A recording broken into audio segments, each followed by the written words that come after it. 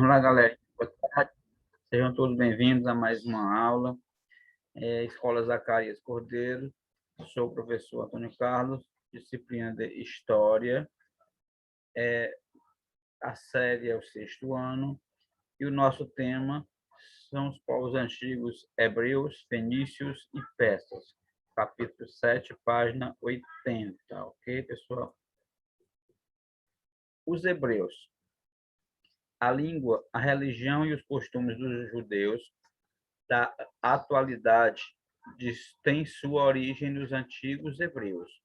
Quase não há esculturas, sarcófagos, pinturas, templos ou outras fontes para pesquisar a história dos hebreus. Por isso, a Bíblia é a principal fonte de estudo sobre esse povo. Como a Bíblia é uma narrativa religiosa, escrita por muitas mãos, é um desafio permanente para os pesquisadores separar o que é narrativa religiosa do que é evidência histórica.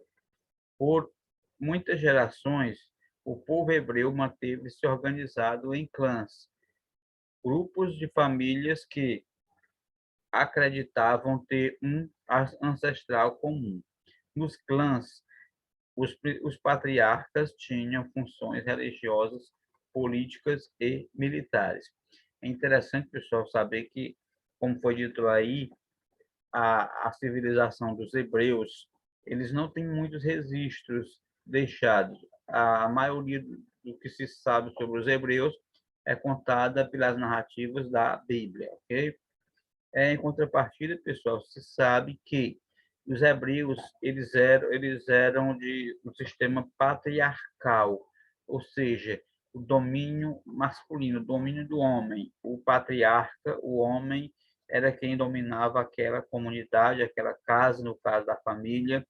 Então, ele era um regime patriarcal, ok? Vamos ver os fenícios. A cultura fenícia começou a se desenvolver por volta do século XIV antes de Cristo. Os fenícios eram um povo de origem semita que se estabeleceu em uma faixa estreita de terra entre o mar Mediterrâneo e as montanhas do atual Líbano. A região era estratégica, servia de passagem para importantes rotas comerciais ligando a Ásia Menor ao Egito e a Mesopotâmia e ao Mar Mediterrâneo. Além, além de hábeis navegadores e construtores de navios, os fenícios eram excelentes artesãos. Eles adquiriam matérias-primas por um preço muito baixo e com elas produziam peças que eram vendidas como artigo de luxo. Os fenícios produziam vidros, tecidos, tecidos tingidos, joias, móveis em madeira, peças em marfim, etc. Esses produtos eram comercializados com diversos povos. Atividade essa que gerou um grande intercâmbio cultural. Então, pessoal, vocês viram aí que os fenícios já eram bem desenvolvidos. Eles já tinham muitas criatividades, já criavam muitas peças, agregavam valor para que eles pudessem, evidentemente, buscar um valor de mercado bem maior do que o que eles adquiriram quando aquele produto era apenas uma matéria-prima. Então, eles eram excelentes artesãos que transformavam matéria-primas em produtos, já vamos dizer, manufaturados, ok? O alfabeto fenício. A necessidade dos fenícios de um código de informação escrita que facilitasse suas atividades, principalmente o comércio, levou-os a adaptar conhecimentos de outros povos e desenvolver o alfabeto, um conjunto de sinais que representam os sons de uma língua.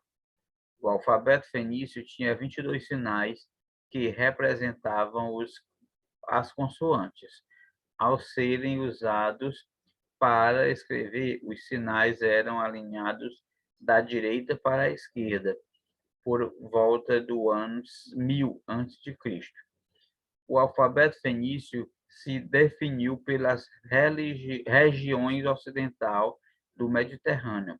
Ao chegar à Grécia, foi ampliado com a adição das vogais. Então, quando os fenícios criam, através da necessidade dessa comunicação, de registrar algo, pessoal, registrar a sua história, registrar aquilo que eles estavam realizando, então eles tiveram era uma necessidade de criar o alfabeto, o alfabeto, para que eles pudessem dar símbolos aos sons daquilo que eles falavam, colocar em código aquilo que eles sabiam por fala, por estar falando, ok? Transformar em letras. Então, eles fizeram um alfabeto com 22 símbolos, que eram apenas as consoantes, e ao chegar na Grécia, os gregos aperfeiçoaram e acrescentaram as vogais. E aí vai começar a criar forma o alfabeto que nós conhecemos hoje, ok? A religião fenícia. Os fenícios eram politeístas, ou seja, cultuavam vários deuses. Na língua fenícia, Deus era Eudeusa, era Elat, mas El também era usado para indicar um deus específico, o pai dos deuses. Os fenícios ofereciam sacrifícios de animais aos deuses. Há registro de crianças também, geralmente, os rituais. Há registro de crianças também. Geralmente, os rituais religiosos eram realizados ao ar livre, em regiões elevadas das cidades. Uma das principais fontes para o estudo da região fenícia são as inscrições encontradas na cidade de Hassarra, no norte da Síria. Então, pessoal, os fenícios, eles tinham a religião deles, eles, vamos dizer assim, praticavam os sacrifícios em rituais. Eles ofereciam animais e há relato até de crianças também serem sacrificadas para serem oferecidas aos deuses deles. Como foi falado também, eles eram politeístas. Ah, professor, o que significa ser politeísta? Politeísmo, pessoal, quer dizer, é o plural de uma coisa. Poli é o plural. Então, politeístas são que acreditavam em vários deuses. Então, ele não tinha apenas o Deus como nós conhecemos. Eles tinham vários deuses. Deus da chuva, Deus do sol, Deus da água, Deus das plantações, tudo era um Deus, ok? Os persas. Por volta de 2000 a.C., grupos humanos de origem indo-europeia se instalaram numa região de terras férteis entre a Mesopotâmia, a Índia e o Golfo Pérsico. Com o tempo, esses grupos formaram dois povos, os medos e os persas. Os medos se fixaram próximo aos Montes Zagros, no norte do Planalto do Irã. Eles viviam da agricultura e do pastoreio e dominavam a metalurgia do cobre, bronze e ouro. Já os persas, por sua vez, ocuparam o território menos fértil ao sul e desenvolveram principalmente atividades comerciais. Então, os persas estavam divididos em dois povos, uns desenvolveram, vamos dizer, o artesanato com o cobre, o ouro e o bronze, enquanto os persas desenvolveu a atividade do comércio, eram exímios comerciantes, ok? A sociedade persa.